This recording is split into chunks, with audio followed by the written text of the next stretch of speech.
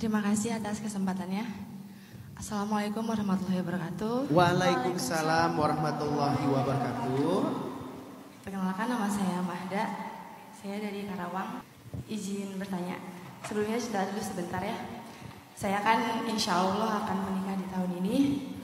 Namun saya merasa masih banyak kurangnya dan takut tidak bisa membahagiakan suami saya nanti. Karena saya sebagai anak perempuan kedua merasa belum memberikan yang terbaik juga buat orang tua saya, terutama untuk nenek dan bunda saya. Ustadz, bagaimana caranya menjadi istri yang baik, solehah untuk suami saya dan anak yang baik juga untuk orang tua saya? Terima kasih. Baik, Teh Mada dan teman-teman sekalian, saya sering banget dapat pertanyaan yang secara maknanya itu hampir sama ya. Bingung memilih antara orang tua dengan pasangan. Mulai sekarang cobalah kita punya persepsi yang lebih utuh. Bahwa orang tua, pasangan, anak itu bukan pilihan. Ketika kita bingung memilih, karena kita membuat itu sebagai pilihan. Sejak kapan mereka jadi pilihan dalam hidup kita? Mereka bukan pilihan. Mereka adalah penyempurna dalam hidup kita. Dulu kita punya cinta, namanya cinta ibu. Lalu datang lagi cinta berikutnya, cinta ayah. Lalu datang lagi cinta berikutnya, saudara. Lalu datang lagi cinta berikutnya, pasangan. Lalu datang lagi cinta berikutnya, anak. Dan seterusnya kan. Jadi makin lama cinta kita semakin utuh, semakin banyak, semakin berlimpah, semakin kaya. Dan itu sama sekali bukan pilihan. Dan gak perlu dibenturkan karena Allah juga tidak pernah membenturkan mereka. Kita tuh bingung hanya dengan statement-statement interpretatif terhadap hadis. Tapi bukan hadis ya, interpretasi terhadap hadis seolah-olah perempuan setelah menikah suaminya bukan ibunya, kan gitu ya. Padahal maksud hadis itu bukan kayak gitu. Maksud hadis itu etika seorang perempuan kepada suami saking pentingnya seolah-olah suaminya dulu baru ibunya, tapi bukan berarti mengabaikan ibu, nggak gitu. Nggak boleh kita memahami sebuah literasi agama secara parsial tuh nggak boleh. Jadilah pilihan-pilihan yang sulit kan bagi kita kan. Ujung-ujungnya nanti mulai muncul keraguan. Aduh kayaknya aku belum siap deh menikah. Daripada nanti aku harus memilih antara suami atau ibu aku gitu ya. Nanti kalau aku lebih ke suami, kasihan ibu zalim. Lebih ke ibu, kasihan suami kecewa. Sejak kapan itu jadi pilihan? Tidak ada pilihan. Apalagi di antara orang-orang yang bijak. Kalau suami menyuruh kita memilih, berarti dia belum sempurna juga secara kebijaksanaan. Kenapa dia harus dipilih? Karena dia adalah bagian dari kehidupan kita, sebagaimana ibu juga bagian dari kehidupan kita. Berikanlah haknya sesuai dengan porsi yang adil. Yang dituntut oleh Islam itu keadilan, bukan memilih. Adil di sini nggak harus sama kan? Adil di sini sesuai dengan kebutuhan. Bahkan harusnya dengan suami kita bisa berbakti sama-sama ke ibu sendiri dan ibu mertua. Bahkan jadi lebih sempurna lagi. Jadi berhentilah memilih antara orang tua dengan pasangan, tapi belajarlah bersikap adil. Nah ini insya Allah lebih komprehensif daripada belajar memilih, mending belajar bersikap adil. Ngapain dipilih? Toh dua-duanya penting dalam hidup kita. Kita nggak bisa lepas dari orang tua kita selamanya. Sebagaimana kita juga punya bagian suami kita dalam kehidupan kita yang sangat luar biasa, atau punya bagian istri yang luar biasa. Jadi nggak bisa juga dibenturkan kalau istri itu ke suami, kalau suami ke ibu. Aduh kasihan banget sih statementnya. Saya agak kurang setuju ya dengan statement ini ya. Kalau istri ke suami, kalau suami ke ibu. Bentar, sejak kapan harus dia kayak gituin? Udah aja istri ke suami dan ibu, suami ke istri dan ibu, kan enak. Tinggal porsinya aja.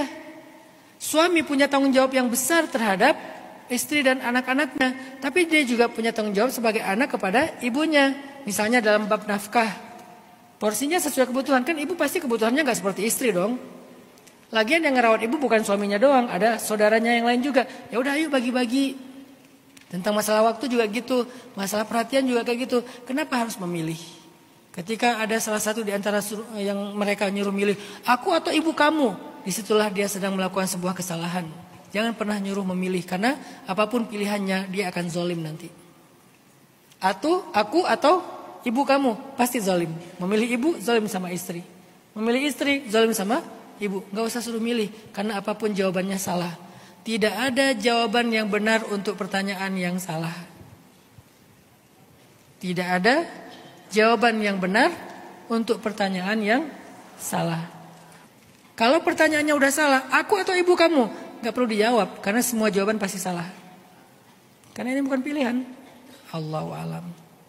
Terus bagaimana udah ya, istri solehah. Istri solehah itu dalam Al-Quran itu sifatnya 2 aja yang paling gampang. Fassalihatu qanitatun hafizat. 2. Solihat artinya qanitah hafizah. Udah. Apa itu qanitah?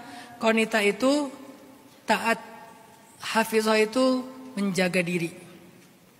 Kalau seorang istri bisa taat kepada suami, setaat mungkin selama dengan syarat tidak bermaksiat kepada Allah.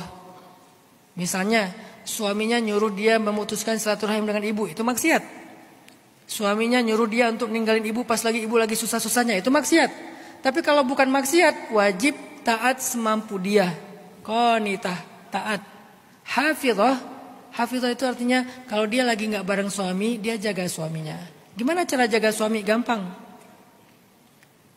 Teman-teman yang cewek tahu, nanti akan tahu apa yang bisa jadi do and don't-nya suami. Kita udah punya saling mengerti dan punya agreement, kesepakatan lah. Maka coba jaga suami seolah-olah suami selalu ada di sisi kalian. Ketika kalian ngetik, suami ada di sebelah seolah-olah. Kalau suami saya lihat saya ngetik, kira-kira saya ngetiknya gimana ya? Pakai emotikonnya apa ya? Ngasih hurufnya apa ya? Kadang-kadang ada yang ngasih hurufnya kebanyakan. Yah. Kalau ada suami, ya. Kalau nggak ada suami, yah. Kenapa dikasih CH? Kenapa dikasih emoticon yang guling-guling, little love, big hug, segala macam? Karena nggak ada suami. Coba kalau suami ada di sebelah, maka cara jaga suami ngetiklah seolah-olah suami di sebelah. Cara jaga suami berekspresilah seolah-olah suami di sebelah. Ketika kalian nonton drama, terserah mau drama Korea, drama Hollywood, drama India atau apalah. Ketika kalian kayak gemas gitu, ketika kalian greget gitu, aduh keren banget, ganteng banget. Coba kalau ada suami saya di sebelah, kira-kira saya gimana? Gitu kan? Biar menjaga perasaan. Itu namanya hafizah. Kalau kalian bisa menjaga suami kalian dimanapun kalian berada, ini kan pertanyaan untuk cewek ya. Karena yang nanyanya bukan cowok. Kalau cowok ada lagi nanti kriteria suami yang soleh. Maka kalau kalian bisa menjaga suami kalian, menjaga perasaannya dimanapun kalian berada, kalian itu solehah banget di sisi Allah. Taat dan jaga perasaan. Allahu a'lam.